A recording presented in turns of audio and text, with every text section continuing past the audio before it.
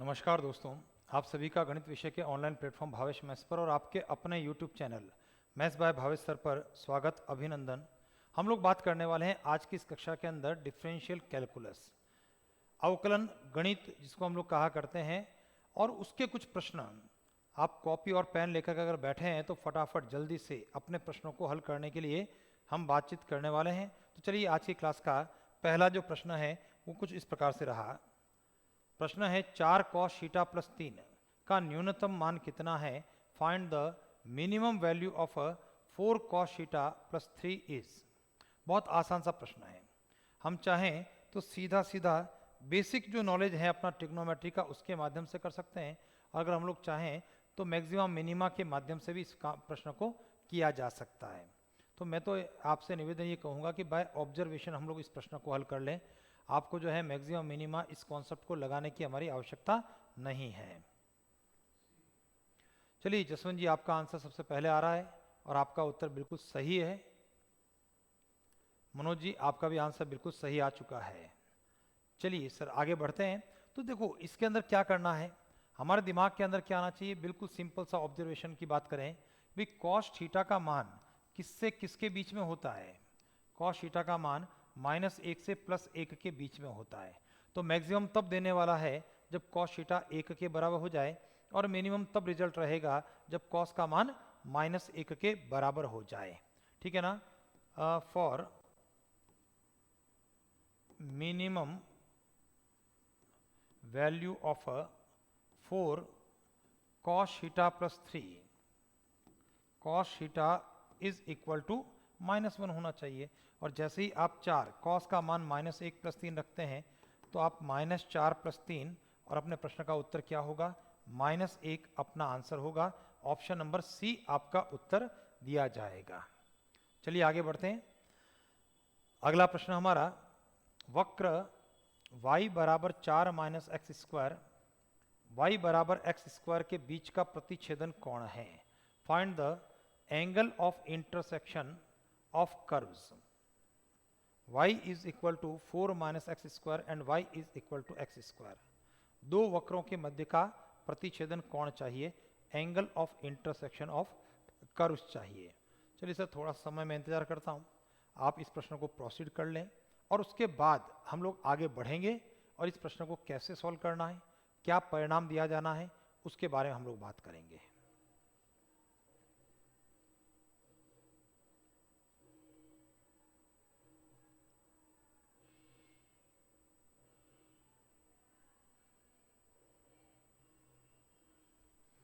चलिए हमारा प्रश्न है y बराबर 4 - x² और y बराबर x² के मध्य का प्रतिच्छेदन कोण, angle of intersection between the curves. सबसे पहला काम क्या करना होगा, वक्रों का प्रतिच्छेदन प्रतिच्छेद बिंदु को ज्ञात करना होगा।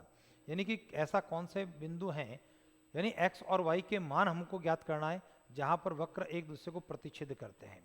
दो वक्रों के समीकरण हैं, दोनों को हल करेंगे, x और y के मानों के लिए हल करेंगे। फिर पहले वक्र से dy/dx ज्ञात करें, दूसरे वाले वक्र से dy/dx ज्ञात करें। पहले वक्र को जो प्रतिच्छेद बिंदु है उससे संतुष्ट करवाएं, दूसरे वक्र को भी प्रतिच्छेद बिंदु संतुष्ट करवाएं और वक्रों के मध्य का कोण, यानी कि प्रतिच्छेद बिंदु पर वक्रों की स्पर्श रेखाओं के मध्य का कोण होता है। तो tan थीटा बराबर m1 - m2 upon 1 + m1 m2 के फॉर्मूले से अपने प्रश्न का उत्तर देना है। चलिए सर मैं इसको हल कर लेता हूँ। देखिए हमें क्या चीज़ दे रखी है, हमें दो वक्रों के समीकरण दे रखे हैं, y बराबर 4 - x² इक्वेशन नंबर 1 और y बराबर x² इक्वेशन नंबर 2। तो ये दो समीकरण आपके पास में है, समीकरण नंबर 1 और समीकरण नंबर 2। अब मुझे करना क्या होगा, इनका प्रतिच्छेद बिंदु ज्ञात करना होगा। कैसे ज्ञात करेंगे, समीकरण नंबर 2 से जो x² का मान y है वो समीकरण नंबर 1 में रख देंगे। ठीक है ना। इसका मतलब या यूँ कर सकते हैं हम लोग, समीकरण नंबर 1 और समीकरण नंबर 2 की तुलना कर सकते हैं। भाई दोनों ही मान y के हैं तो दोनों y के मान आपस में बराबर कर लें, तुलना कर लें। तो x² is equal to 4 - x², पक्षांतरण करने के बाद 2x² बराबर 4 और यहाँ से x² 2 के बराबर हुआ, तो इसलिए x जो होगा वह ±√2 के बराबर हो गया। दो बिंदु हमारे पास में आ रहे हैं। चलिए मैं इसका मान अगर रखता हूँ इक्वेशन नंबर 1 में, तो समीकरण नंबर 1 से, या एक काम करते हैं, समीकरण नंबर 2 ज़्यादा बेटर है हमारे लिए, सीधा सिंपल सा रिजल्ट बन जाना है। तो समीकरण नंबर 2 से y बराबर एक्स स्क्वायर रखने पर, जब x का मान प्लस माइनस रूट 2 है तो y का मान क्या होगा, प्लस माइनस रूट 2 का स्क्वायर 2। तो प्रतिच्छेद बिंदु 2 बन गए हमारे। प्रतिच्छेद बिंदु, एक बिंदु रहा x का मान प्लस का रूट 2 और y का मान 2, और x का मान माइनस रूट 2 और y का मान 2। ये आपके दो प्रतिच्छेद बिंदु हो गए। हम किसी एक प्रतिच्छेद बिंदु पर प्रतिच्छेदन कोण की बात करेंगे। अगर वहां पर रिजल्ट हमारा नहीं मिलता हमको, तो फिर हम लोग दूसरे बिंदु के ऊपर जाने वाले हैं। इसी बीच मनोज जी आपका आंसर बिल्कुल सही आ गया है, और साक्षी जी आपका भी उत्तर सही आ चुका है। चलिए देखते हैं, यहां पर इक्वेशन नंबर 1 और 2 का प्रतिच्छेद बिंदु निकाल दिया। अब इक्वेशन नंबर 1 से, समीकरण नंबर 1 से dy बाई डी की बात करें। dy बाई डी अवकलन करने पर माइनस का 2x हो जाएगा। मैं इसको dy बाई डी पहले वाले बिंदु वर्गमूल 2 कॉमा 2 से सेटिस्फाई करना चाहता हूं, तो माइनस का 2 रूट 2 हो गया। अब इक्वेशन नंबर 2 की बात करूंगा, और इक्वेशन नंबर 2 से भी मैं dy बाई डी की बात करूंगा, जो कि हमारा 2x के बराबर हो गया। इसको जब सेटिस्फाई करवाएंगे dy बाई डी और रूट 2 कॉमा 2, तो रिजल्ट क्या बनेगा हमारा 2 रूट 2। और विशेष बात ध्यान रखें कि दूसरा बिंदु अगर लेंगे तब भी परिणाम यही बनने वाले हैं, केवल फर्क क्या रहेगा, पहले वाले का रिजल्ट 2 रूट 2 हो जाएगा और दूसरे वाले का रिजल्ट माइनस 2 रूट 2 रहेगा। तो कोण सेम टू सेम ही आएंगे, चाहे आप कोण पहले बिंदु पर लेते हैं या कोण आप दूसरे बिंदु पर निकाल रहे हैं। तो चलिए प्रतिच्छेदन कोण की बात करें, angle of intersection of curves, प्रतिच्छेदन कोण। और हमारा फॉर्मूला क्या रहने वाला है, टेन थीटा वाला फॉर्मूला हमारा रहेगा, और ये फॉर्मूला होता है m1 minus m2 upon 1 plus m1 m2। और ध्यान दीजिए, ये जो पहला वाला dy बाई डी जो संतुष्ट करवा रहे हैं, ये m1 का रोल प्ले कर रहा है, और दूसरा जो dy by D equation number 2 से आने वाला और संतुष्ट करवाने के बाद ये हमारा m2 का रोल है। यानी m1 कौन है, m1 है dy बाई डी जो बिंदु से संतुष्ट हुआ, m2 कौन है, dy बाई डी जो दूसरे बिंदु से संतुष्ट हुआ, बिंदु संतुष्ट हो रहा है। चलिए रिजल्ट रखते समय टेन थीटा बराबर m1 का मान माइनस 2 रूट 2 माइनस m2 का मान 2 रूट 2 अपॉन 1 प्लस m1 का मान माइनस 2 रूट 2, m2 का मान 2 रूट 2। बस ये कैलकुलेशन हमारे द्वारा कर ली जाए। तो टेन थीटा बराबर, देखिए ऊपर तो है अपना माइनस का 4 वर्गमूल 2, नीचे की ओर गुणा करने पर 2 2 का गुणा 4, रूट 2 का रूट 2 से गुणा 2 8। ये रिजल्ट रहा माइनस का 7। धनात्मक मान वैसे भी चाहिए मुझे, माइनस से माइनस काटते हुए थीटा हमारा कितना हो गया, थीटा हो गया टेन इनवर्स 4 वर्गमूल 2 बटा 7। ये अपने प्रश्न का आंसर हो गया। ऑप्शन नंबर बी आपका उत्तर रहा। चलें बढ़ते हैं आगे तरफ। अगला जो प्रश्न है हमारा कुछ इस प्रकार से, यदि y बराबर 4x माइनस 5 वक्र y स्क्वायर बराबर ax क्यूब प्लस b के बिंदु 2,3 पर स्पर्श रेखा का समीकरण हो, तो a और b का मान क्या होगा। If y is equal to 4x minus 5 is the equation of tangent at point 2,3 to curve y square is equal to ax cube plus b, then the value of a and b is।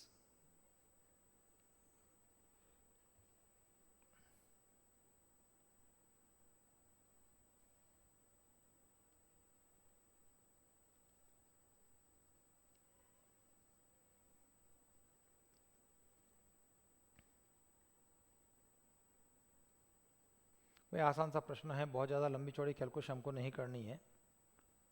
भाई वक्र के ऊपर बिंदु 2,3 दे रखा है, तो वहाँ से ए और बी का एक समीकरण बन जाएगी हमारी, और ए और बी के समीकरण में वो मान हम लोग ढूंढने की कोशिश करेंगे जिससे ये 4 ऑप्शन सेटिस्फाई होते हैं, क्योंकि ए और बी की समीकरण आपके पास में होगी।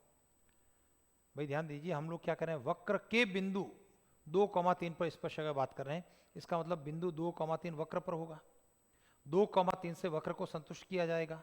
जब वक्र के समीकरण को आप 2,3 से संतुष्ट करवाएंगे और वो संतुष्ट होगा, क्योंकि वक्र के ऊपर बिंदु 2,3 है, और संतुष्ट होने पर ए और बी की एक समीकरण प्राप्त हमारे पास में होगी, और ए और बी की जो समीकरण जिस ऑप्शन से संतुष्ट होती है वो मेरे प्रश्न का उत्तर हो जाएगा।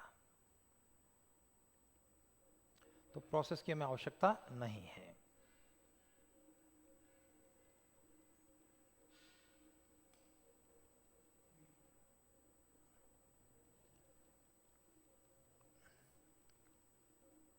चलिए जसवंत जी अपना उत्तर दे रहे हैं।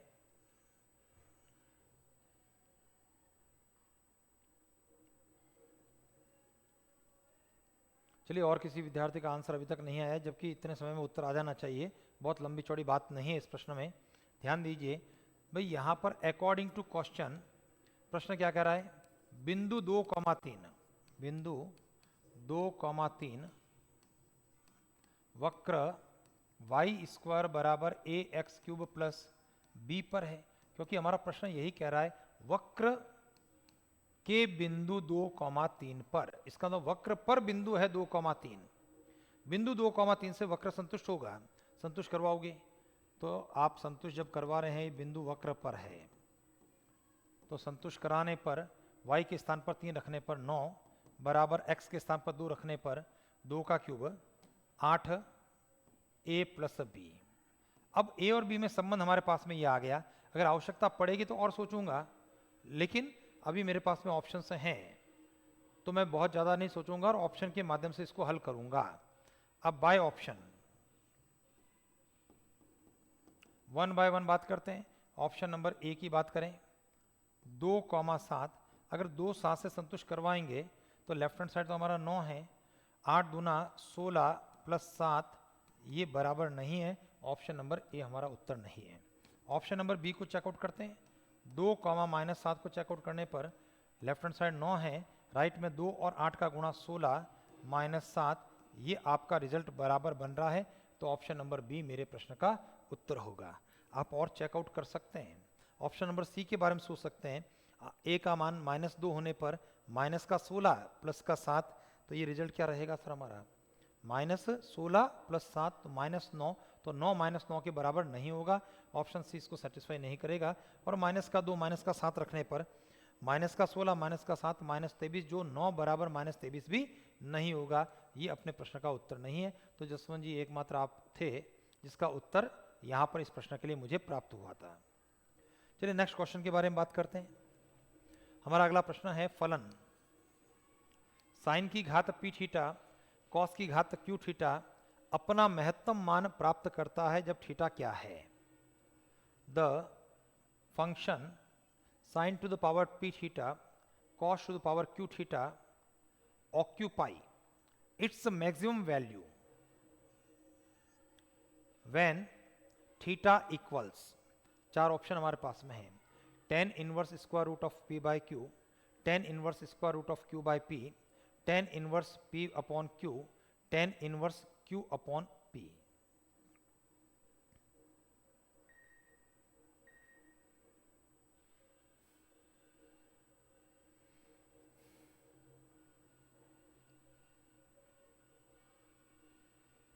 भाई मैक्सिमम मिनिमा के कॉन्सेप्ट से आपको यूज करना है। इसको आप कोई भी पद ए बी सी इस प्रकार से मान सकते हैं आप।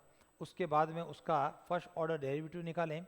फर्स्ट ऑर्डर डेरिवेटिव को आप 0 के बराबर कर दें और वहाँ से सॉल्व करते हुए थीटा का मान प्राप्त करें। वही मेरे प्रश्न का उत्तर होगा।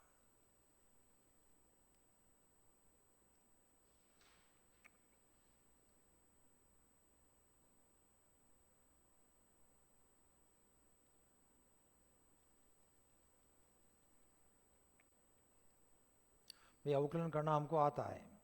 अवकलन करना है विथ रेस्पेक्ट टू थीटा और फर्स्ट ऑर्डर डेरिवेटिव को आप 0 के बराबर करते हुए थीटा का मान प्राप्त करेंगे। चलिए मैं इसकी बात करता हूँ। देखिए मैं इसको a लिख देता हूँ। a है हमारा sign to the power p theta cos to the power q theta, ये a लिख दिया गया। अब मैं इसका अवकलन करना चाहता हूँ, dA बाय डी थीटा की बात करना चाहता हूँ।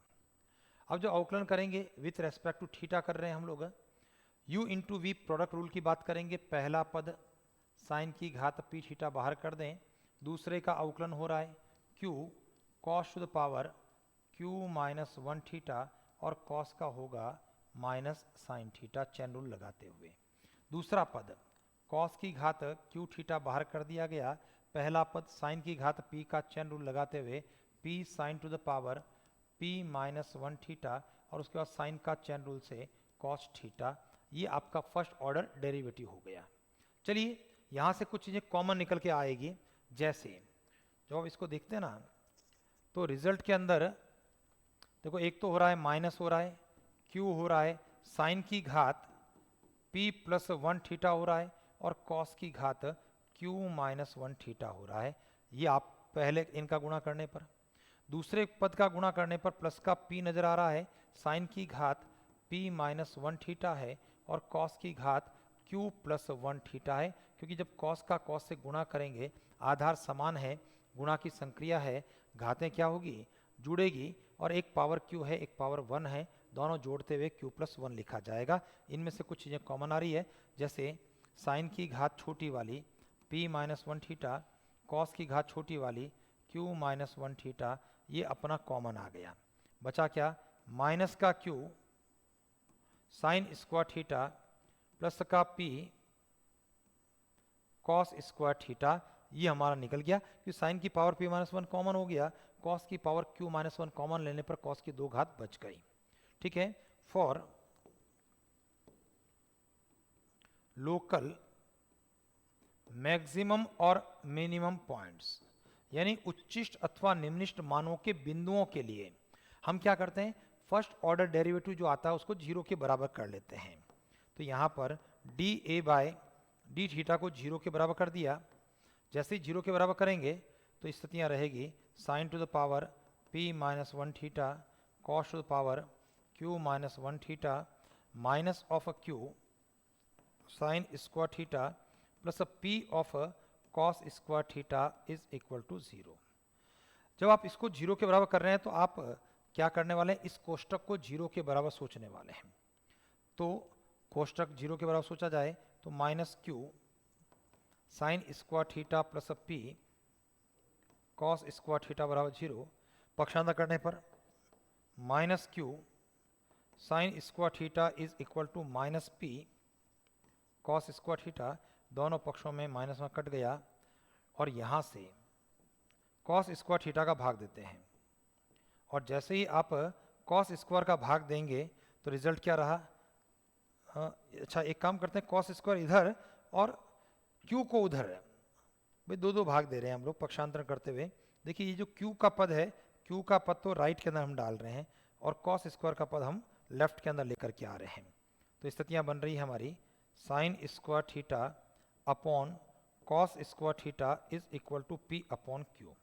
वर्गमूल करने पर यहाँ पर अभी स्थिति है टेन स्क्वायर थीटा बराबर p बटा q, वर्गमूल करने पर टेन थीटा बराबर रूट p अपॉन q और यहाँ से थीटा का मान क्या हो गया, थीटा हो गया tan inverse square root of p upon q। Option number A आपके प्रश्न का उत्तर हो गया। चलिए आगे बढ़ते हैं, अगले प्रश्न के बारे में डिस्कस करेंगे आज की क्लास में। हमारा प्रश्न है, यदि x एक वास्तविक संख्या है, x कैसा है, एक रियल नंबर है, वास्तविक संख्या है, तो फलन fx is equal to x cube plus x square plus x plus 1 का मान क्या होगा। If x is a real number, if x is a real number, then function fx is equal to x cube plus x square plus x plus 1 gets the maximum value, option number A, the maximum value at x is equal to 0, option number 2, the minimum value at x is equal to 1, option number C, the maximum value at x is equal to minus 1, and option number D, the function has no maximum और minimum value। तो maximum minima का concept से आपको solve करना होगा। सबसे पहला काम, हमारे पास में फलन है fx के रूप में है, हम इसका फर्स्ट ऑर्डर डेरिवेटिव ज्ञात करने वाले हैं f डैश x के रूप में। Local maximum local minimum points के लिए f डैश x की वैल्यू को 0 के बराबर करते हुए x के मान को प्राप्त करने वाले हैं और उस x के मान के बाद मैक्सिमम कब होगा, मिनिमम कब होगा, सेकंड ऑर्डर डेरिवेटिव निकालते हैं और x के मान से 1 बाय 1 सेटिस्फाई करवाते हैं। अगर सेकंड ऑर्डर डेरिवेटिव x के जिस मान से 0 रिजल्ट देता है, इसका मतलब वहां पर वह नति परिवर्तन बिंदु होता है, न मैक्सिमम होता है न मिनिमम होता है। जब हम x के मान को संतुष्ट करवाते हैं सेकंड ऑर्डर डेरिवेटिव में और अगर पॉजिटिव वैल्यू निकल के आती है तो उस बिंदु पर उसका मान मिनिमम रहता है। और अगर जब हम x के मान को सेकंड ऑर्डर डेरिवेटिव में सेटिस्फाई करवाते हैं और वैल्यू अगर नेगेटिव बनकर के आती है तो उस बिंदु पर फलन मैक्सिमम रहेगा। मनीषा जी आपका आंसर आ गया है इस बार, और सबसे पहले आपका आंसर सबसे सही उत्तर है। चलिए क्या करने वाले हैं, हमारे पास में फंक्शन है f(x) is equal to x cube plus x square plus x plus 1। मैं यहाँ से f' निकालना चाहता हूँ 3x square plus 2x plus 1। ठीक है, अब हम बात करना चाहते हैं फॉर लोकल मैक्सिमम और मिनिमम पॉइंट्स इन उच्चिष्ट अथवा निम्निष्ट मानों के बिंदुओं के लिए मैं करना चाहूँगा f' को 0 के बराबर। 3x square plus 2x plus 1 बराबर 0। अब इसके गुणनखंड नहीं हो रहे हैं तो धराचारी फॉर्मूले की बात कर रहा हूँ। तो श्री धराचारी फॉर्मूला हमारा कहता है minus b plus minus square root of b square minus 4ac upon 2a। x is equal to -2 plus minus root में बी स्क्वायर 4 माइनस 4 गुणा 3 गुणा 1 अपॉन में 2 गुणा 3।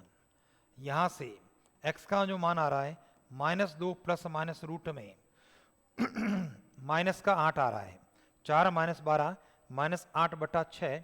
और आप देख पा रहे हैं कि ये जो है doesn't belongs to the real number. और हमारा प्रश्न कह रहा है x कौन है, वास्तविक संख्या है। जबकि जब समीकरण के मैं इसको सॉल्व कर रहा हूँ और सॉल्व करने पर x का कोई रियल मान ही नहीं आ रहा है, तो इसका मतलब क्या आ रहा है कि कोई भी उच्चिष्ट अथवा निम्निष्ट मान उस x के लिए तो नहीं है, क्योंकि x वास्तविक संख्या ही नहीं है।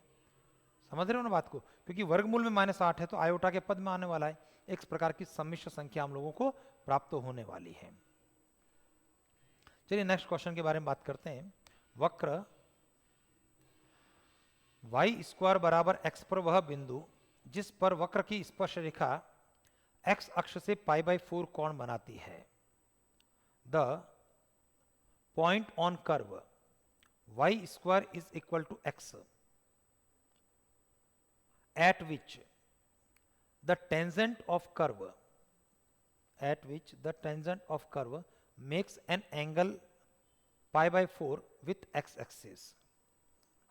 देखिए हम लोग जो है बाय ऑप्शन अगर चलते हैं तो 50% परिणाम तक पहुंच सकते हैं, लेकिन 50% परिणाम फिर भी बाकी रह जाएगा, क्योंकि हम कह रहे हैं वक्र पर बिंदु की बात कर रहे हैं। देखो निकालना क्या है, वक्र पर बिंदु निकालना है। इसका मतलब ये जो बिंदु है वक्र को संतुष्ट करने वाले होंगे, और जब वक्र को संतुष्ट करेंगे ना तो आप चेकआउट कर लें y स्क्वायर बराबर x कौन कौन सेटिस्फाई कर रहा है। अगर केवल एक ही ऑप्शन सेटिस्फाई करता है तो वही मेरे प्रश्न का उत्तर हो जाएगा, लेकिन अगर एक से अधिक करते हैं तो मुझे प्रोसेस को सोचना पड़ेगा। और प्रोसेस क्या होगा, स्पर्श रेखा x अक्ष से π/4 कोण बनाती है, इसका मतलब स्पर्श रेखा की प्रवणता tan π/4 के बराबर हो जाएगी। देखिए कोई रेखा, चाहे वो रेखा है चाहे स्पर्श रेखा है, x अक्ष से 45 का कोण बनाती है तो स्पर्श रेखा की प्रवणता या रेखा की प्रवणता tan 45 होगी। और हम लोग जब बात करेंगे इस वक्र में स्पर्श रेखा की प्रवणता हमारा dy/dx का मान होगा। चलिए मनीषा जी आपका आंसर आ चुका है, देखते हैं सही है गलत है अपना उत्तर। सबसे पहले अगर ऑप्शन को सेटिस्फाई करवाएं y स्क्वायर बराबर x, तो मैं समझता हूं एक से अधिक आंसर आपके सेटिस्फाई हो जाएंगे। भाई बी और डी हो जाएंगे सर आपके सेटिस्फाई, इसलिए ऑप्शन बहुत ज्यादा काम नहीं करने वाला है। ऑप्शन नंबर ए y स्क्वायर 1/2 का स्क्वायर 1/4, x का मान -1/4, ये संतुष्ट नहीं हुआ तो ऑप्शन नंबर ए हमारा कट गया। लेकिन ऑप्शन नंबर बी की बात करें तो y स्क्वायर 1/2 का स्क्वायर 1/4, x का मान है 1/4 संतुष्ट हो रहा है। ऑप्शन नंबर सी -1/2 का स्क्वायर 1/4 -1/4 ये सेटिस्फाई नहीं हुआ। तो जैसा मैंने आपको कहा ऑप्शन केवल 50% केसेस तक ले जा पा रहे हैं मुझे, ऑप्शन नंबर डी के अंदर 1/4 बराबर 1/4, यानी बी और डी में से मेरा उत्तर है। तो यहाँ ऑप्शन से तो बहुत विशेष फर्क पड़ा नहीं मुझे। अब मैं करने वाला क्या हूँ, स्पर्श रेखा की प्रवणता, चूंकि स्पर्श रेखा x अक्ष से π/4 कोण बनाती है, तो अकॉर्डिंग टू क्वेश्चन स्पर्श रेखा की प्रवणता स्लोप ऑफ अ टेंजेंट किसके बराबर होगा, tan π/4 के बराबर होगा। और ध्यान दीजिए स्पर्श रेखा की प्रवणता स्लोप ऑफ टेंजेंट क्या होता है, dy/dx के बराबर होता है। ये थोड़ा सा ध्यान रखना है। तो स्पर्श रेखा की प्रवणता dy/dx होती है और अभिलंब की प्रवणता -1/dy/dx हुआ करती है। मनोज जी आपका भी उत्तर सही आ चुका है। चलिए फिलहाल मैं बात करूंगा dy/dx को ज्ञात करने की। तो y² बराबर x, अवकलन करने पर 2y चैन रूल से dy/dx बराबर x का मान हो गया अवकलन करने पर 1, और यहां से dy/dx का मान निकल के आ रहा है 1/2y। तो 1/2y इज इक्वल टू 1, यहां से 2y बराबर 1, तो y का मान 1/2, और y का मान 1/2 देखो अब b और d में y का मान 1/2 मेरे पास में ऑप्शन नंबर बी में है, अपने प्रश्न का उत्तर में देने की स्थिति में हूं। और अगर मैं ऑप्शन को ट्राई नहीं करता, y का मान मेरे पास में आ चुका था, इस y के मान को मुझे वक्र में डालना होता, ठीक है ना। तो वक्र से y² बराबर x, और y का मान अगर 1/2 है तो x का मान 1/4 निकल गया। तो बिंदु क्या हो गया, पहले x कोऑर्डिनेट x का मान 1/4, उसके बाद y कोऑर्डिनेट 1/2। अपने प्रश्न का उत्तर ऑप्शन नंबर बी हो गया। चलें, तो जसवंत जी आपका भी उत्तर सही है। बढ़ते हैं आगे की तरफ। हमारा प्रश्न है x बराबर π/3 पर, x बराबर π/3 पर हमारा फलन fx is equal to a sin x plus 1/3 sin 3x का मान अधिकतम है। इसका मान कैसा है, अधिकतम है, तो a का मान क्या होगा।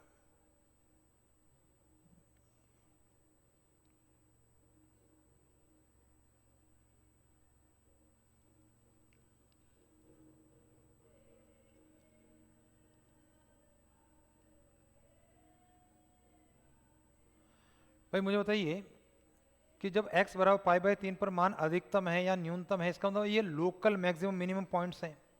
और ये कैसे प्राप्त होते हैं, भाई जिस बिंदु पर फलन का मान अधिकतम या जिस बिंदु पर फलन का मान न्यूनतम हमें प्राप्त होता है, तो इसका मतलब क्या है, वो कैसे प्राप्त हो रहा है, वो f' बराबर 0 करने पर प्राप्त हो रहा है। इसको ध्यान देना।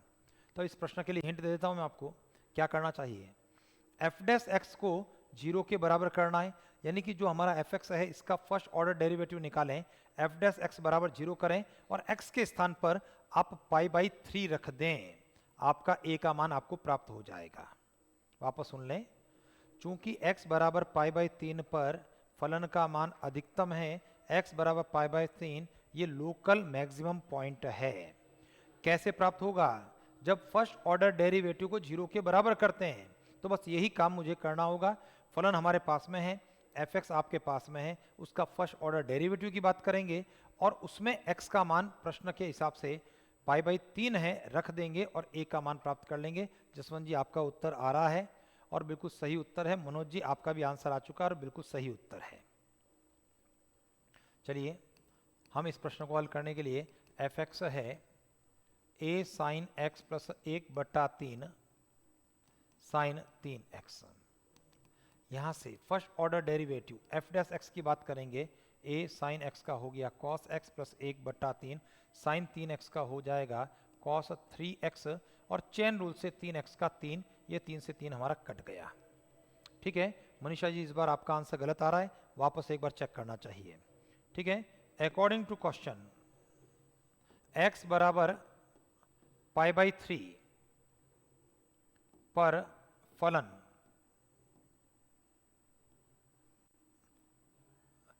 का अधिकतम मान है। इसका मतलब ये होना है कि इसलिए f' π/3 ये 0 के बराबर होना है, क्योंकि जब अधिकतम और न्यूनतम मान की बात करते हैं हम लोग, ध्यान देना अधिकतम न्यूनतम मान कहाँ पर होता है, तो हम कहते हैं एफ डैश एक्स बराबर 0 कहा करते हैं, और यहाँ से x का मान प्राप्त करते हैं। वो बिंदु होते हैं जहाँ पर अधिकतम न्यूनतम मान होते हैं, और प्रश्न ने इस बार बिंदु दे दिया। चलिए मनीषा जी, दूसरा कमेंट आपका बिल्कुल सही आ रहा है। तो एफ डैश π/3 की बात करें 0 के बराबर, तो a cos x के स्थान पर π/3 प्लस cos 3 गुणा x के स्थान पर π/3 बराबर 0। 3 से 3 कट गया। cos 60 का मान, और cos 60 का मान कितना होता है 1/2, और cos 180 का मान -1 बराबर 0। पक्षांतरण करते हुए a/2 बराबर 1, और a का मान कितना बन गया 2। इस बार जो है ठीक लगा कि कुछ विद्यार्थियों के आंसर जो है इस बार सही आ रहे हैं। चलिए आगे बढ़ते हैं, नेक्स्ट क्वेश्चन के बारे में बात करें। हमारा प्रश्न है वक्र x बराबर a theta plus sine theta y is equal to a 1 plus cos theta के बिंदु थीटा बराबर π/2 पर स्पर्श रेखा का समीकरण ज्ञात करना है। यानी we have to find the equation of tangent to curve, यानी the equation of tangent to curve x is equal to a theta plus sine theta y is equal to a 1 plus cos theta at theta is equal to π/2। अब इसके लिए क्या होना चाहिए sir, स्पर्श रेखा का समीकरण का फॉर्मूला हमें याद होना चाहिए। यानी रेखा का समीकरण है बेसिकली, और रेखा का समीकरण क्या होता है y minus y1 is equal to m x minus x1 हुआ करता है, और यहाँ पर m प्रवणता है, और चूंकि स्पर्श रेखा की प्रवणता है तो ये dy/dx का मान है। भाई m अपने यहाँ पर किसके बराबर है dy/dx के बराबर है। तो पहला वक्र आपके पास में x का मान, दूसरा वक्र जो समीकरण है वो y का मान है। मैं यहाँ पर dy/dx को ज्ञात करूंगा। चूंकि पैरामेट्रिक फॉर्म के अंदर इक्वेशन हैं तो dx/d पहले करें, dy/d बाद में करें, dy/dx का मान हम लोग प्राप्त करें, और जो dy/dx का मान हमारे पास में आएगा उसको थीटा बराबर π/2 सेटिस्फाई करें। नंबर 1, x की समीकरण और y की समीकरण में भी थीटा का मान π/2 रखते हुए हम x1 और y1 को प्राप्त करें, और उसके बाद स्पर्श रेखा का समीकरण y minus y1 is equal to m x minus x1 की बात करें, और m का मान यहां पर dy/dx रहेगा। चलिए थोड़ा समय और देता हूं।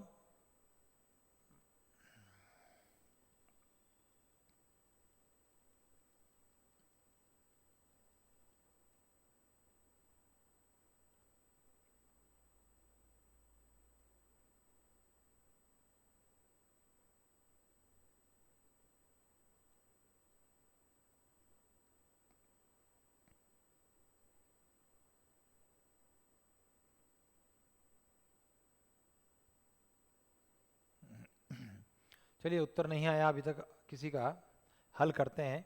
देखिए क्या स्थिति है हमारी, x is equal to a theta plus sine theta. मैं इसका अवकलन करना चाहता हूं, तो dx/d थीटा ये हो रहा है a 1 plus cos theta, equation number 1 आ जाएगा। इसी क्रम के अंदर y is equal to a 1 plus cos theta, अवकलन करने पर dy/d थीटा आ गया a 0 कॉस का हो गया minus sine theta, equation number 2। अब मैं चाहता हूं यहां से dy/dx का मान ज्ञात करना, तो ये रिजल्ट है dy/d थीटा में dx/d थीटा का भाग देना, तो minus a sine theta upon a 1 plus cos theta. यहाँ पर a से a हमारा कट जाएगा, और मैं यहाँ dy/dx निकालूंगा at theta is equal to π/2 जो प्रश्न आपको देता है। तो ये रिजल्ट है माइनस का साइन थीटा के स्थान पर π/2 अपॉन 1 प्लस कॉस थीटा के स्थान पर π/2, और आप देखेंगे साइन π/2 साइन 90 का मान हमारा 1 होता है और कॉस 90 का मान 0 होता है, तो -1/1 हो गया, ये -1 के बराबर हो गया। अब वापस से दोबारा से ध्यान देना, हम x बराबर a theta plus sine theta है, और जैसे ही थीटा का मान यहाँ पर π/2 रखूंगा तो ये बिंदु x1 का रोल करेगा, और थीटा π/2 रखने पर a थीटा प्लस साइन π/2 1 हो गया। और y बराबर a 1 प्लस कॉस थीटा की बात करने पर अगर मैं थीटा π/2 रखता हूं इसमें, तो ये y1 का मान प्ले करने वाला है और cos 90 जीरो होने पर यह a हो गया। तो बताइए इक्वेशन ऑफ टेंजेंट, स्पर्श रेखा का समीकरण की अगर बात करता हूं तो रिजल्ट क्या रहेगा?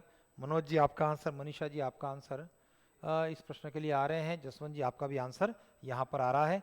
तो y minus y1 is equal to m के स्थान पर हो गया dy बाई dx, जो थीटा बराबर π/2 से संतुष्ट हुआ और x माइनस x1 की बात हो गई। चलिए सॉल्व करते हुए y माइनस y1 के स्थान पर a, dy बाई dx π/2 पर सेटिस्फाई करवाएंगे और dy बाई dx जब π/2 सेटिस्फाई करवाया तो वो रिजल्ट अपना -1 है। x माइनस x1 के स्थान पर a थीटा प्लस 1 है। चलिए देखते हैं y minus a minus x plus a theta plus a है ना, a थीटा प्लस 1 ऐसा कर लेते हैं। चलिए पक्षांतर जिस रूप में हमको चाहिए उस रूप में अगर अरेंज करते हैं, क्या दिक्कत हो रही है हमारी भाई? यहां पर भाई कुछ गड़बड़ होती हुई नजर आ रही है मुझे। हाँ, x1 का मान प्रॉपर रखा ही नहीं ना हमने। वापस ध्यान दीजिए, x1 के मान में थीटा का मान तो थीटा छोड़ दिया हम लोगों ने और इसके कारण से यहाँ पर है ना कुछ थीटा नजर आ रहा है मुझे। चलिए थीटा को जब रिप्लेस कर रहे हैं π/2 से, तो थीटा के स्थान पर क्या हो रहा है? π/2 प्लस 1, इस प्रकार की स्थिति आ रही है। चलो अब देखते हैं a π/2 प्लस 1, यहाँ पर a π/2 प्लस 1, क्योंकि थीटा का मान π/2 है। चलिए पक्षांतर करते हुए x को लेफ्ट में लेते हुए a को राइट के अंदर लेते हुए, तो रिजल्ट है x plus Y is equal to a plus a π/2 plus 1। चलिए आगे सिंप्लीफाई करें तो x प्लस वाई बराबर a कॉमन आ जाएगा 1 प्लस π/2 प्लस 1। हल करते हुए x प्लस वाई बराबर a, 2 लसअप हो गया, 1 और 1 2 हो गया। ध्यान देना ये 1 और ये 1 2 और 2 का गुणा 4 प्लस पाई हो गया। क्रॉस मल्टीप्लिकेशन करने के बाद 2 multiply by x plus Y is equal to a 4 plus pi या पाई प्लस 4। ये अपने प्रश्न का आंसर है, ऑप्शन नंबर ए है, जो हम में से है ना आप लोगों ने उत्तर दे दिया था। बढ़े आगे की तरफ। हमारा प्रश्न है वक्र y बराबर x माइनस 1 होल स्क्वायर के बिंदु x बराबर 2 पर खींचा अभिलंब निम्न में से कौन से बिंदु से गुजरता है? The normal to the curve y is equal to x minus 1 whole square at point x is equal to 2 passes from which one of the following point? Passes from which one of the following point? Option A 0 4, option B 0 0, option C 4 0 and option D 1 2। क्या करोगे भाई? यहां पर आपके पास वक्र का बिंदु x बराबर 2 दिया है, x का मान 2 रखने पर y का मान आएगा, बिंदु आएगा और मुझे यहां से अवकलन करना है, अवकलन करके उस बिंदु से संतुष्ट करवाना है और अभिलंब का समीकरण मुझे ज्ञात करना है और अभिलंब का समीकरण बाय ऑप्शन जिससे सेटिस्फाई होता है वो मेरे प्रश्न का उत्तर होगा। यानी मुझे इक्वेशन ऑफ नॉर्मल की बात करनी होगी यहां पर। और अभिलंब का समीकरण का फॉर्मूला अगर याद है, नहीं है तो बता देता हूं, y minus y1 is equal to -1 upon dy by dx x1 y1 x minus x1 रहेगा। चलिए कोशिश करें आप लोग।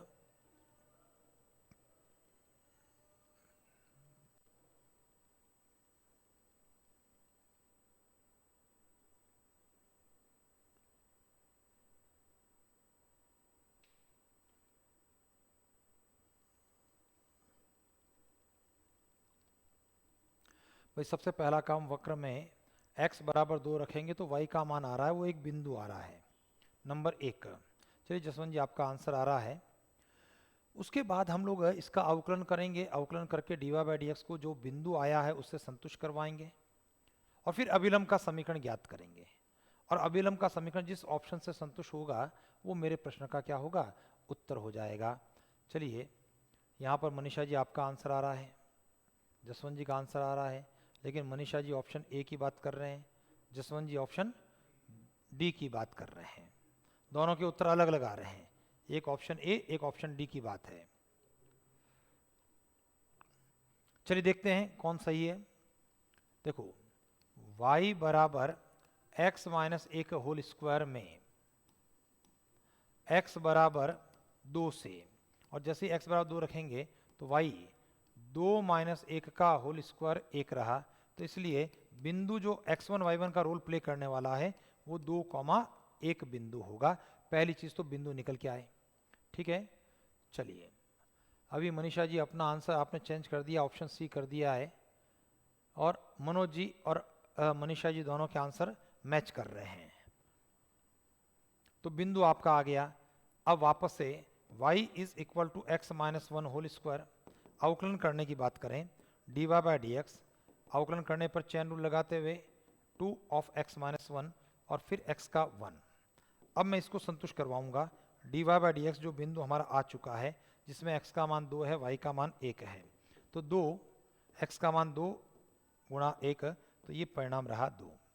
अब हम बात करेंगे अभिलंब का समीकरण, इक्वेशन ऑफ नॉर्मल।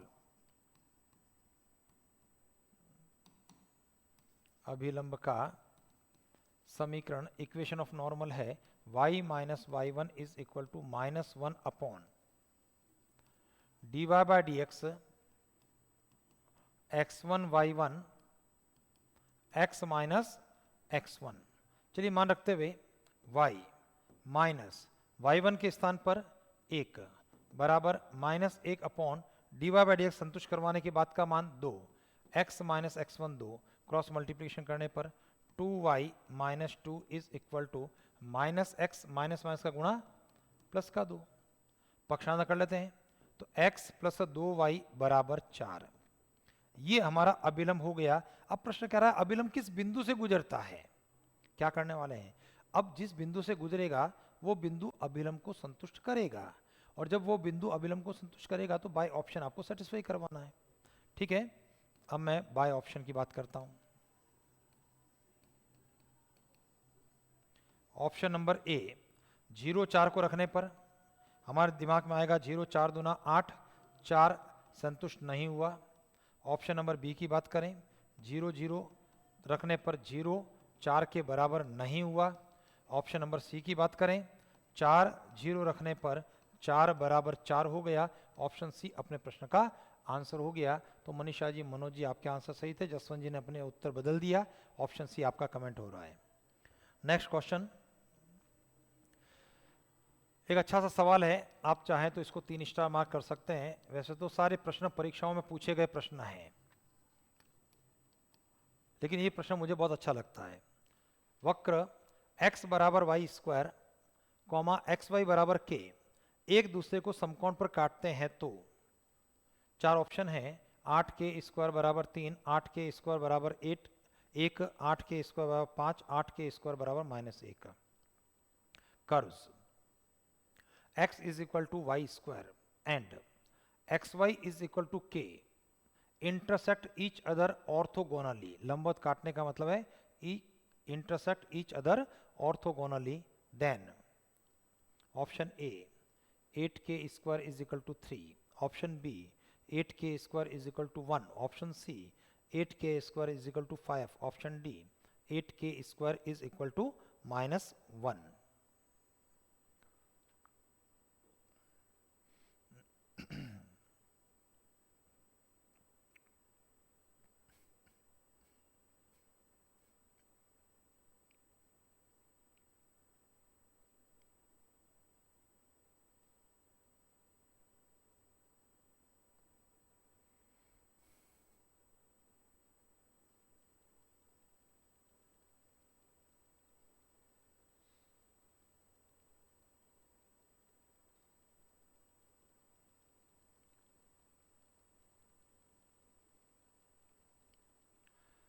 चलिए मनीषा जी, आपका आंसर आ रहा है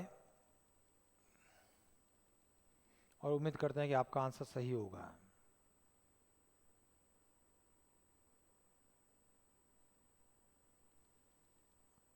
भाई क्या करोगे, जो दो वक्र आपके पास में है x बराबर वाई स्क्वायर और एक्स वाई बराबर के, उनको सॉल्व करते हुए सबसे पहला काम बिंदु प्राप्त करेंगे जो k के पदों में होगा। फिर पहले वाले वक्र का अवकलन करते हुए dy बाई डी एक्स बिंदु सेटिस्फाई करवाना, दूसरे वाले वक्र का अवकलन dy बाई डी एक्स प्राप्त करें, बिंदु संतुष्ट करवाना, और दोनों वक्र एक दूसरे को समकोण पर काटते हैं तो m1 m2 गुणा -1 यानी कि पहले वाले वक्र से dy बाई डी एक्स का मान जो संतुष्ट हो चुका है और दूसरे वक्र से dy बाई डी एक्स का मान जो संतुष्ट हुआ, उनका गुणा -1 के बराबर करते हुए प्रश्न को हल करना है। देखते हैं स्थिति क्या है। देखिए x बराबर वाई स्क्वायर इक्वेशन नंबर 1 है और x y is equal to k equation number 2 है। मैं इनका प्रतिच्छेद बिंदु सबसे पहला काम प्राप्त करना चाहता हूं। ठीक है, तो x का मान इक्वेशन नंबर 1 से रख देते हैं, और जैसे ही आप इक्वेशन नंबर 1 से x का मान रखेंगे तो ये Y square multiply by Y is equal to K, it means Y cube is equal to K, Y is equal to K to the power 1/3। अब y का मान आप इक्वेशन नंबर 1 में डाल देते हैं। इक्वेशन नंबर 1 से x बराबर वाई स्क्वायर के टू द पावर 1/3 का होल स्क्वायर, इट मीन्स के टू द पावर 2/3 हो गया। तो प्रतिच्छेद बिंदु हमारा बनकर के आ गया, और इंटरसेक्टिंग पॉइंट प्रतिच्छेद बिंदु क्या हुआ, x का मान k की घात 2/3, y का मान k की घात 1/3। सबसे पहले तो ये निकल के आ गया। क्लियर। अब 1 बाय 1 मैं दोनों का अवकलन करने की बात करता हूं। पहला वाला वक्र है x बराबर वाई स्क्वायर, अवकलन करने पर x के रेस्पेक्ट में 1 वाई स्क्वायर का 2y dy बाय dx। तो यहां से dy बाय dx 1/2y के बराबर बना। सेटिस्फाई करवाने की बात करूंगा dy बाय dx, और जब सेटिस्फाई करवाऊं इसको मैं c1 लिखता हूं कि पहले वाले कर्व का dy बाय dx c1 के रूप में 1/2 y का मान है k टू द पावर 1/3। इसी क्रम के अंदर दूसरा वक्र हमारा है x y is equal to k, अवकलन करना है, प्रोडक्ट रूल लगाना है, दो पदों का गुणा, x बाहर y का dy बाय dx, दूसरा पद y बाहर x का 1 कांस्टेंट के 0 अवकलन। तो यहां से dy बाय dx निकल के आ रहा है -y/x, y उधर गया, -y/x के रूप में।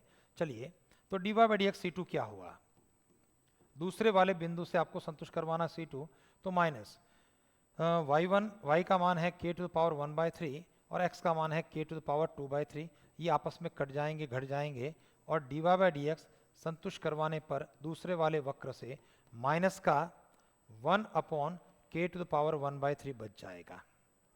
चूंकि वक्र एक दूसरे को समकोण पर काटते हैं तो इनका गुणा यानी प्रवण गुणा -1 के बराबर होगा। अकॉर्डिंग टू क्वेश्चन, वक्र समकोण पर काटते हैं, तो वक्र समकोण पर काटने का मतलब m1 m2 गुणा -1 होता है, और यहां पर m1 m2 का मतलब है dy by dx from curve 1 dy by dx from curve 2 is equal to -1। चलिए इसको रखते हैं, तो पहले वाले से 1/2 k to the power 1/3 multiply by -1/k to the power 1/3 is equal to -1। Left right के अंदर माइनस माइनस कट गया। आगे सिंप्लीफाई करने के बाद 1/2 k to the power 2/3 is equal to 1, 2k to the power 2/3 is equal to 1, और यहां पर मैं क्यूब करना चाहता हूं, घन करना चाहता हूं। 2 का cube 8, k to the power 2/3 का क्यूब k स्क्वायर, और 1 का क्यूब 1। ये अपने प्रश्न का आंसर है, और मनीषा जी आपका ये आंसर बिल्कुल सही आया था। बहुत प्यारा सा सवाल है। बढ़े आगे की तरफ, नेक्स्ट क्वेश्चन के बारे में बात करते हैं। हमारा प्रश्न है फलन y is equal to sine x 1 plus cos x, interval आपको दे रखा है 0 is less than equal to x is less than equal to pi का अधिकतम मान क्या होगा। Find the maximum value of a function y is equal to sine x 1 plus cos x in interval 0 is less than equal to x is less than equal to 2 पाई।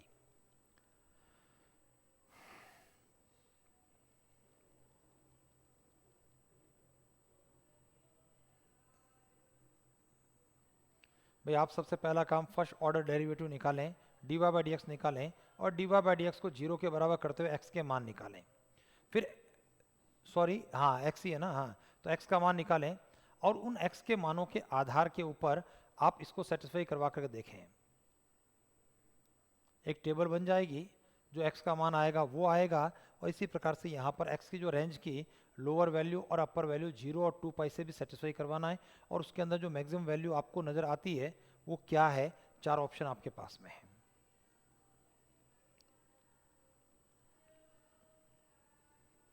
वापस repeat कर रहा हूं, function आपको दे रखा है y is equal to some function of x, we will find out dy by dx and equate to that dy by dx is equal to 0 to get the value of x.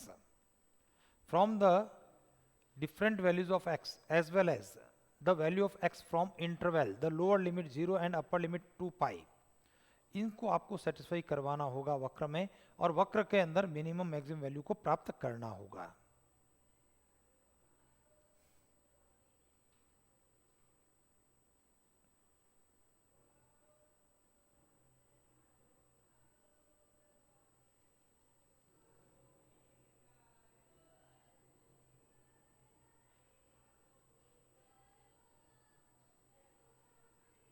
चलिए खैर अभी तक उत्तर आया नहीं है आपका। y is equal to देखिए sine x multiply by 1 plus cos x, और हमने अभी अभी बात की है फर्स्ट ऑर्डर डेरिवेटिव मुझे ज्ञात करना है, dy बाय डी एक्स को ज्ञात करना है। तो पहला पद साइन x बाहर, दूसरा 1 प्लस कॉस एक्स का अवकलन माइनस साइन x के रूप में, प्लस दूसरा पद 1 प्लस कॉस एक्स बाहर, साइन x का अवकलन कॉस x के रूप में। यहाँ से minus of sine square x plus cos x plus cos square x, इस प्रकार की स्थिति हमारी बन रही है। अब पूरे प्रश्न को हम कॉस में कन्वर्ट करना चाहेंगे तो माइनस साइन स्क्वायर को 1 माइनस कॉस स्क्वायर एक्स से लिख देता हूं मैं, plus cos x plus cos square x, minus 1 plus cos square x plus cos x plus cos square x, यानी पूरी समीकरण को हमने कॉस में कन्वर्ट किया, 2 cos square x plus cos x minus 1। ठीक है, हम बात करेंगे फॉर लोकल मैक्सिमम और मिनिमम पॉइंट्स। और जो लोकल मैक्सिमम और मिनिमम पॉइंट्स के बारे में बात करें तो यहाँ से जो फर्स्ट ऑर्डर डेरिवेटिव होता है डी वाई डी एक्स को 0 के बराबर करना होता है। यहाँ से जब 0 के बराबर करूँगा तो 2 cos square x plus cos x minus 1 0 के बराबर किया, गुणनखंड करने पर 2 cos square x plus 2 cos x minus cos x minus 1 is equal to 0। पहले दो के गुणनखंड 2 cos x, 2 cos x common लेने के बाद में बचा cos x plus 1, minus common ले लिया 1 cos x plus 1 is equal to 0। एक फैक्टर हमारा हो रहा है कॉस एक्स प्लस 1, दूसरा हो रहा है 2 cos x minus 1 is equal to 0। देखिए सर, यहाँ से कॉस एक्स का मान -1 और x का मान आपका पाई के बराबर हो गया। दूसरा यहाँ से 2 cos x minus 1 is equal to 0, cos x is equal to 1/2 और x का मान यहाँ पर पाई/3 के बराबर हो गया 60 डिग्री। दो मान तो ये हैं और मैंने आपको कहा था दो मान और कौन से होंगे, दो मान जब इंटरवल आपको दे रखा है तो इंटरवल की लोअर लिमिट और अपर लिमिट भी हमारी शामिल होगी। इसके अंदर जब इंटरवल दिया होता है तो मुझे सेकंड ऑर्डर नहीं निकालना होता है, फर्स्ट ऑर्डर डेरिवेटिव निकालते हैं, उसको 0 के बराबर करते हैं, x के मानों को या थीटा के मानों को प्राप्त करते हैं और उसके बाद इंटरवल की जो वैल्यू है उसको भी हम लोग देखते हैं। तो यहाँ पर हमारा जो फंक्शन है वो है sine x 1 plus cos x. पहली बार जब मैं x का मान पाई लेता हूँ, ध्यान दीजिए, जैसे x का मान पाई लेंगे तो साइन पाई का मान क्या हो गया, 0 हो गया, तो परिणाम 0 हो गया।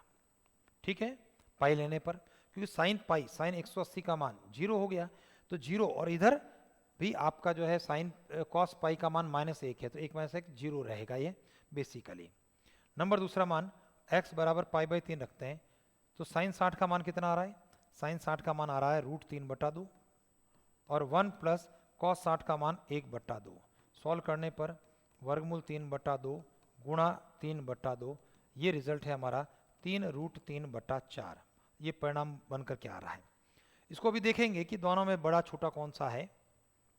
तीसरा, जब मैं x बराबर 0 करता हूँ तो x बराबर 0 करने पर भी 0 प्राप्त होगा, क्योंकि साइन 0 0 हो गया। अगला x बराबर 2π की बात करते हैं, और x बराबर 2π पर घूम कर जब 360 पर आ गया तो फिर से साइन 0 का मान 0 हो गया। तो एक ही उत्तर आ रहा है सर, 3√3/4। अपना answer option number A. In case अगर दूसरों से कुछ और परिणाम भी आते तो उसमें मुझे देखना पड़ता, यानी भाग देकर के पॉइंट में कन्वर्ट करते हुए कौन सी मैक्सिमम वैल्यू है। तो यहाँ पर इस प्रश्न का जो उत्तर रहा हमारा, मनीषा जी और मनोज जी दोनों के आंसर बिल्कुल सही थे। जसवंत जी आपका भी उत्तर आ रहा था, सही था। बढ़े आगे की तरफ। अगला प्रश्न, दिए गए पृष्ठीय क्षेत्रफल और अधिकतम आयतन वाले लंबवृत्तीय शंकु का अर्धशीर्ष कोण क्या होगा? देखिए सर, जब ये क्लास के अंदर डिस्कस किया था प्रश्न, उस समय मैंने आपसे निवेदन ये किया था कि इन परिणामों को आपको सीधा याद रखना है। बहुत लंबे चौड़े प्रश्न है हमारे, 1 से 1.5 पेजों की कैलकुलेशन है, और इतना लंबा कैलकुलेट करना हमारे लिए परीक्षा के पॉइंट ऑफ व्यू से तो संभव नहीं है। डिस्क्रिप्टिव पेपर जहाँ था वहाँ पर आपने लंबा सॉल्व भी किया है, लेकिन इन परिणामों को आपको याद रखना है। शंकु से संबंधित मैक्सिमम मिनिमा के अंदर 2 परिणाम हैं, उन दोनों परिणामों को आपको याद रख लेना चाहिए। ये मैंने आपसे बात की थी। चलिए मैं इसके बारे में बात करता हूं, कौन से 2 परिणाम हैं। देखिए, पहला परिणाम दी तिर्यक ऊंचाई एवं महत्तम आयतन वाले, दी तिर्यक ऊंचाई और महत्तम आयतन वाले शंकु का अर्ध शीर्ष कोण tan इनवर्स वर्गमूल 2 होता है। यानी तिर्यक ऊंचाई का मतलब क्या है? तिर्यक ऊंचाई का मतलब है गिवन स्लैंट हाइट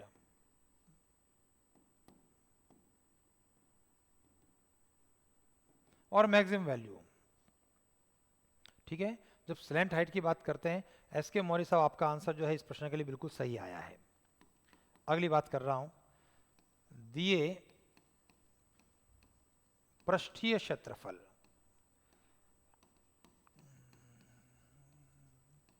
एवं महत्तम आयतन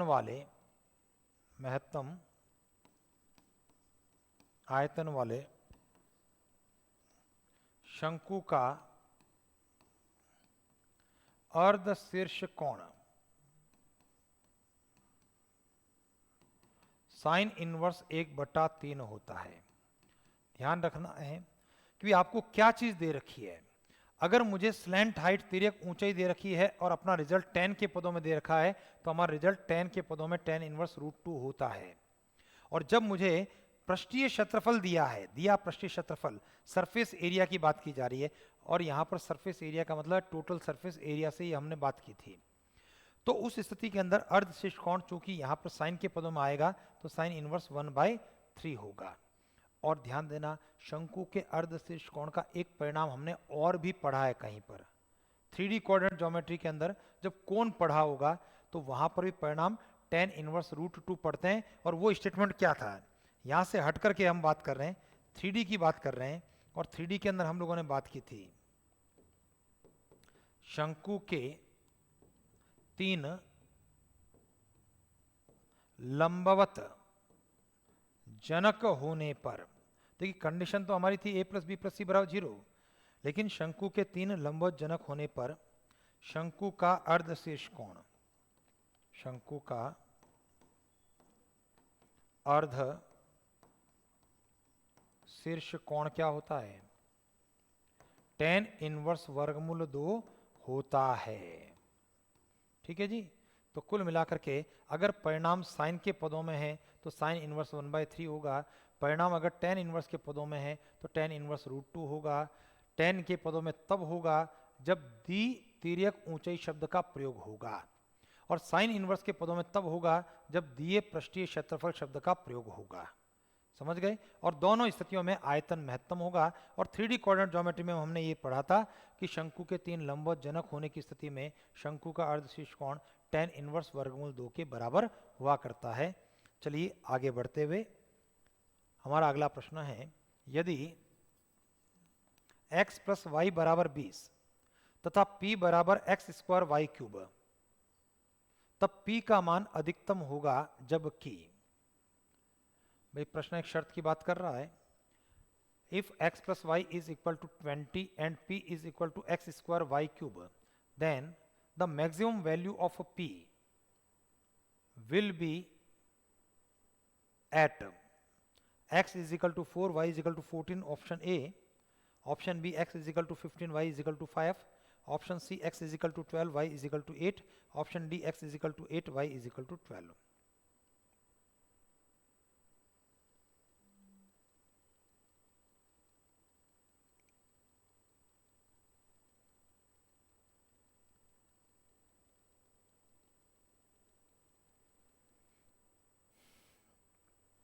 देखिए आप इसको मैक्सिमम मिनिमा से कर सकते हैं, वन वेरिएबल में आप कन्वर्ट करते हुए इसको करें, और नहीं तो आप बाय ऑप्शन, बाय ऑब्जर्वेशन आप कर सकते हैं सर। देखिए पहली शर्त क्या होनी चाहिए, x और y का योग 20 के बराबर होना चाहिए, और चारों ऑप्शन में x और y का योग 20 के बराबर है। जिसका मतलब पहली शर्त तो कोई फायदेमंद नहीं हुई, क्योंकि पहली शर्त कहती है x + y = 20। Option A, B, C and D all gives x + y = 20, तो पहले का तो बहुत महत्व नहीं रहा हमारा। लेकिन दूसरी शर्त हमारी कह रही है p है x² y³, तो मुझे x² y³ निकाल देना है यहाँ से, और उसके अंदर मैक्सिमम वैल्यू कौन से ऑप्शन से आ रही है वो मेरे प्रश्न का उत्तर हो जाएगा, है ना। बाय ऑप्शन x² y³ करें, गुणा करें, और मैक्सिमम वैल्यू कब आ रही है वो आप तय कर सकते हैं। और नंबर दूसरी बात, अगर आप चाहें तो आप प्रोसेस की बात कर सकते हैं। देखिए हम यहाँ से अगर प्रोसेस के बारे में बात करें तो x में कन्वर्ट करें, y में कन्वर्ट करें, तो y = 20 - x इक्वेशन नंबर 1 से बन रहा है, और p = x² y³ के फॉर्मूले से x² 20 - x का होल क्यूब। क्लियर है सर? चलिए इसका प्रसार कर लेना चाहिए मुझे, तो ये रहा x², प्रसार करने पर 20 का क्यूब, a³ 8000 माइनस 3a² 400 का 3 से गुणा 1200x प्लस 3ab², जब इसका स्क्वायर करेंगे a ये हो जाएगा आपका 3a का 60 x² प्लस x³। अब गुणा करते हुए p हमारा, तो ध्यान दीजिए x का मान प्राप्त हो जाएगा सर यहाँ से, और x का मान जब प्राप्त हो जाएगा तो उसके आधार पर अपन लिख देंगे। तो ये 8000 x² minus 1200 x³ plus 60 x⁴ plus x⁵ अब हम यहाँ से dp/dx करना चाहेंगे, तो ये 8000 का डबल हो गया 16000x माइनस 3600 x² प्लस में 6 चौका 24 240 x³ और 5x⁴ इस प्रकार से परिणाम हो गया। तो चलिए यहाँ से कुछ कॉमन आ रहा है, 5x ही कॉमन निकल पा रहा है यहाँ। 5 का भाग देने पर 5 × 15, 5 दूना 10, 3200 माइनस में 5 का भाग देने पर 5 × 7 35, 5 दूना 10, 720x प्लस में नेक्स्ट करते हुए 5 कॉमन ले लिया हम लोगों ने, तो 5 चौक 20, 5 8 40 x² और प्लस की x⁴, सॉरी x⁵। ठीक है। अब फॉर लोकल मैक्सिमम और मिनिमम पॉइंट्स क्या करने वाले हम, first order derivative D P by d x को 0 के बराबर करने वाले हैं। तो जैसे ही इसको 0 के बराबर करते हैं तो 5x 3200 minus 720x plus 48x square plus x cube बराबर 0 होगा। तो इससे एक परिणाम तो क्या बन रहा है, एक परिणाम x बराबर 0 है जो 4 ऑप्शन में नहीं दे रखा है, और दूसरा x cube plus 48x square minus 720x plus 3200 बराबर 0। अब मैं 1 बाय 1 अब इस स्थान पर ऑप्शन ले सकता हूँ। भाई हम लोग इनिशियल यूज कर सकते थे कि भाई हमें करना क्या था, हमें एक्स स्क्वायर वाई क्यूब में ऑप्शन ए से x का मान y का मान रखना, फिर ऑप्शन बी से x y का मान रखना, ऑप्शन सी से मान रखना, ऑप्शन डी से मान रखना, और कैलकुलेशन करते हुए जो मैक्सिमम रिजल्ट देता है वो मेरा प्रश्न का उत्तर होगा। क्लियर। और अगर प्रोसेस की बात करेंगे तो प्रोसेस हमारा थोड़ा सा लंबा हो रहा है, ठीक है। अब इसको सॉल्व करना है मुझे, और सॉल्व करते हुए अपना x का मान, चलिए 1 बाय 1 ऑप्शन के अलावा मेरे पास में कोई ऑप्शन है ही नहीं सर, ठीक है। तो x बराबर 6 रखते हैं ऑप्शन नंबर ए से, और जैसे ही आप x बराबर 6 रखेंगे तो रिजल्ट क्या रहा, 6 का क्यूब 216, 6 का स्क्वायर 36, और 36 का 48 से गुणा हो रहा है, ठीक है। तो ये गुणा पॉजिटिव ही बन रहा है सर। 8 6 48 हासिल लगा 4, 24 और 4 28, और 24 24 24 48, 48 और 4 52 हासिल 5, 12 और 5 17। भाई कैलकुलेशन जरूर देखते रहना यहाँ पर, और यहाँ पर 6 रखने पर 0, 6 दूना 12 हासिल 1, 42 और 1 43 प्लस 3200। अब आप देखेंगे क्या ये उत्तर मेरा 0 के बराबर आ रहा है क्या, तो पता लगा। देखिए 3200 और 1700 ये खुद मिल गए, तो 3000 4000 4900 प्लस का नंबर बड़ा आ रहा है, तो ये 0 के बराबर नहीं है, ठीक है। अब चूंकि मुझे एक्स क्यूब करना है तो पहले मैं ऑप्शन डी को चेक कर लेता हूँ, जरूरत पड़ेगी तो सी को चेक करूंगा 12 का क्यूब देखते हुए, और फिर अंत में अंदर ऑप्शन बी अपना उत्तर हो जाएगा। तो मैं फिलहाल यहाँ पर डी को चेक करने की बात कर लेता हूँ। तो 8 का क्यूब हो गया 512 प्लस 8 का स्क्वायर 64। अब मैं 48 का और 64 का गुणा करना चाह रहा हूँ, तो 8 चौक 32 हासिल लग गया 3, 8 छंग 48 हासिल का 3 51, और 16 51 6 57 67 7 हासिल 6, 6 चौका 24 24 और 6 30। अब मैं इसका 8 से गुणा कर रहा हूँ, माइनस 0 8 दूना 16 हासिल 1, 8 और 7 का गुणा 56 और हासिल का 1 57 प्लस 3200। क्या ये 0 के बराबर आ रहा है? 2 और 2 4, ये भी 0 के बराबर आता हुआ तो मुझे नजर नहीं आ रहा है भाई। 2 और 2 4 प्लस के हो रहे हैं, और इधर जो है 0 है, तो कुछ ना कुछ तो बदसा हुआ मुझे नजर आ रहा है सर। तो ये ऑप्शन नंबर डी भी मेरे प्रश्न का उत्तर नहीं हुआ सर, ठीक है। कोशिश करो कि यहाँ पर इकाई के अंक से ही पता लगाने की कोशिश करो सर। अब ये नहीं हुआ, ऑप्शन नंबर सी को चेकआउट करते हैं। x 12, तो 12 का क्यूब, ध्यान दीजिए 12 का क्यूब अपन ऐसा कोशिश करते हैं सर, 12 का स्क्वायर 144, 720 गुणा 12 और प्लस में 3200। देखो 2 का क्यूब कितना हुआ, 8 होगा। 12 का क्यूब के अंदर 2 और 2 का गुणा 4 दूना 8, और 8 चौक 32 8 2 10। यहां पर इकाई का अंक 0 बन रहा है, और 15 के क्यूब में बनेगा 5, और ये 0 बनेगा, वो 0 बनेगा। अपना उत्तर सी ही होगा। आप इसको चेकआउट कर सकते हैं, ठीक है। जब इसको आप चेक कर रहे हैं तो 12 का क्यूब की बात कर रहा हूं, 12 12 और 12 144 का 12 से गुणा, तो ये आपका 144 गुणा 12, 12 चौक 48 हासिल लगा 4, 48 और 4 52 हासिल 5, 12 और 5 17। तो ये रिजल्ट आ रहा है आपका 1728। आगे गुणा करते हुए जब मैं इसको हल करता हूं तो 1728 का 4 से गुणा हो गया, 4 8 32 हासिल लगा 3। कारण क्या है, 48 है 12 गुणा 4, 12 का गुणा 1728 आ गया, 4 से गुणा करते हुए 4 8 32 हासिल 3, 8 और 3 11 हासिल 1, 4 से 28 और हासिल का 1 29 हासिल 2, 4 और 2 6। वापस से चेकआउट कर लेते हैं सर, 17 चौक 68, ठीक है, मेरे हिसाब से सही होगा। चलिए माइनस में फिर 12 का गुणा करेंगे तो 0 12 दूना 24 हासिल लगा 2, 12 7 84 और 2 86 और प्लस में 3200। अब आप देख पा रहे हैं ये 0 के बराबर है, क्यों 8 और 2 10, 10 में से 0 गया, 10 प्लस 10 0 हासिल लग गया 1, 3 और 1 4, 4 में से 4 गया 0 प्लस 0 0 और सैकड़े का अंक 7 और 9 16, 16 में से 6 गया 10, 10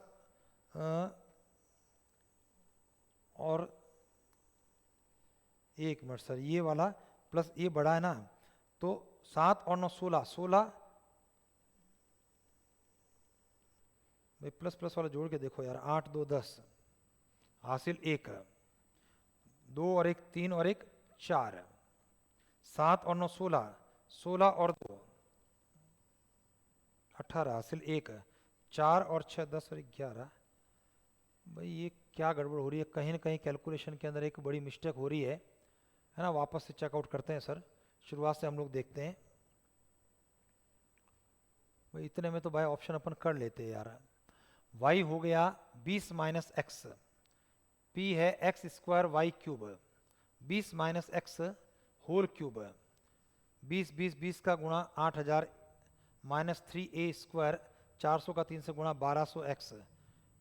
अच्छा एक गलती हमारी देखो यहाँ हो रही है ना sir, a cube minus 3a square भी प्लस 3ab स्क्वायर, यहाँ पर क्या आना चाहिए माइनस b क्यूब आना चाहिए, जो हम लोगों ने क्या लिख दिया प्लस लिख दिया, तो इसको हटाना है, ये माइनस का होगा।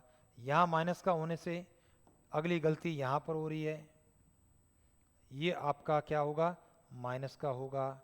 इसके बाद अगली गलती वो यहाँ हो रही है, ये माइनस का होगा, फिर अगला ये माइनस का होगा, फिर नेक्स्ट में इसी प्रकार से ये हमारा माइनस का होगा, ठीक है, और ये जो है 3200 अपना माइनस का होगा। तो अब ये A B C D options जो है हमारे सारे वापस से मुझे चेकआउट करने पड़ेंगे।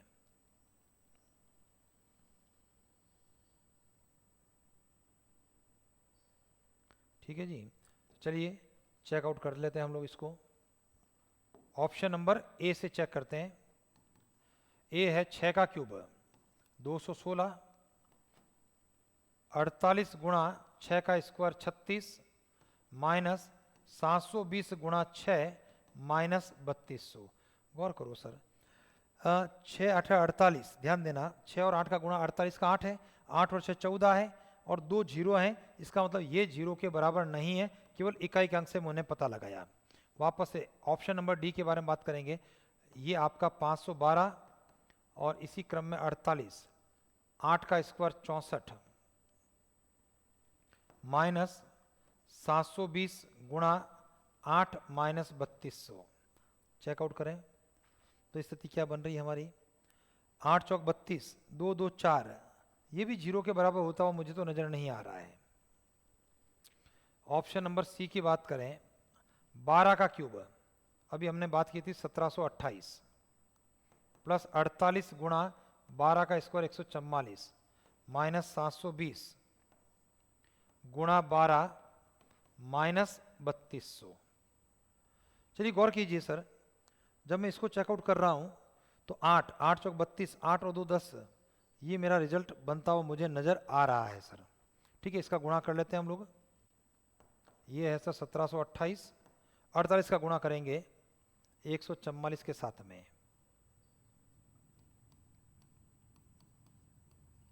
8 चौक 32 हासिल लगा 3, 32 और 3 35 हासिल 3, 8 और 3 11, 4 चौक 16 हासिल 1, 17 हासिल 1 5, 2 6 5 11, 7 और 8 और 1 9, 6912, 6912 माइनस 0, 12 दूना 24 हासिल 2, 84 और 2 हो गया हमारा 86। भाई ये जो है अभी भी आंसर जो है कहीं कुछ मैच नहीं कर रहा है, तो एक काम करते हैं सब, मैं उसको पूरा हटा देता हूँ और पूरा हटा करके हम लोग बाय ऑप्शन ही कर लें। भाई कैलकुलेशन एक बार जरूर देखना सर, इसमें बहुत बड़ी या तो प्रश्न लिखने में मेरे से गलती हो रही है या कहीं कैलकुलेशन की गलती हमारी यहाँ पर हो रही है, तो इसको पूरा हटाते हैं। देखिए इस प्रकार के प्रश्न के अंदर हमें ऑप्शन को ही ट्राई कर लेना चाहिए सर, ठीक है, लिखते समय भाई कैलकुलेशन आप एक बार वापस से देख लेना सर, है ना, क्योंकि मेरी गलती जो हुई है वो मुझे पता नहीं लगेगी, ये बात तय है। ठीक है, ये प्रश्न जो लिखा है इसको देखते हैं सर, क्या लिखा था हमने प्रश्न।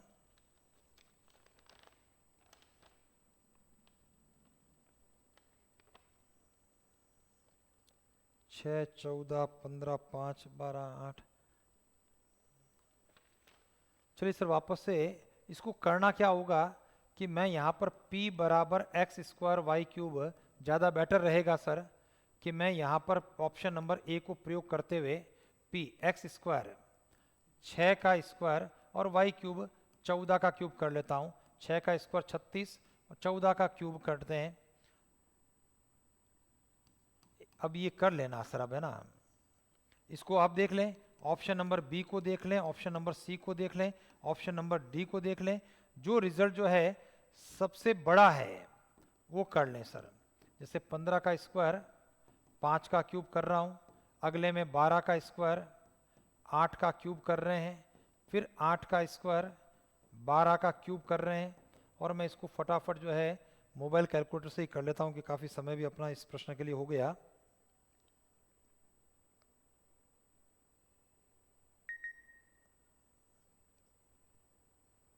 पहले का उत्तर जो आ रहा है वो आ रहा है 98784। दूसरे के अंदर 15 का स्क्वायर 225 है, गुणा 5 का क्यूब 125 है, तो ये प्रश्न है हमारा 28,125। तीसरे में है 144 और गुणा में 8 का क्यूब 512, ये परिणाम है हमारा 73,728। और चौथे के अंदर 12 गुणा 144 गुणा 64, ये रिजल्ट है 110592। हमारा प्रश्न का उत्तर होगा ऑप्शन नंबर डी। ठीक है, मनोज जी और मनीषा जी दोनों के कमेंट आ रहे थे ऑप्शन नंबर डी के लिए, तो कैलकुलेशन आपने की होगी, मेरी जो है कैलकुलेशन में कहीं कोई बड़ी सी मिस्टेक हो रही है, और नहीं तो इसी प्रकार से आपको करना होगा। चलिए नेक्स्ट क्वेश्चन के बारे में बात करें। हमारा प्रश्न है यदि एक्स वाई बराबर सी स्क्वायर तब ए एक्स प्लस बी वाई का अधिकतम मान क्या है। देखिए यहाँ पर नंबरिकल पार्ट हमारे पास में नहीं है, एक्स वाई सी स्क्वायर के बराबर है और इसका मुझे अधिकतम मान चाहिए। अब इसको मुझे प्रोसेस से हल करना होगा।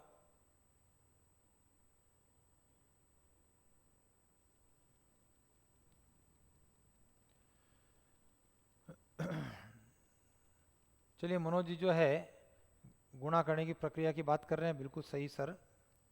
चलिए तो यहाँ से y का मान हमारा है सी स्क्वायर बटा x, equation number 1 y c square by x हो गया।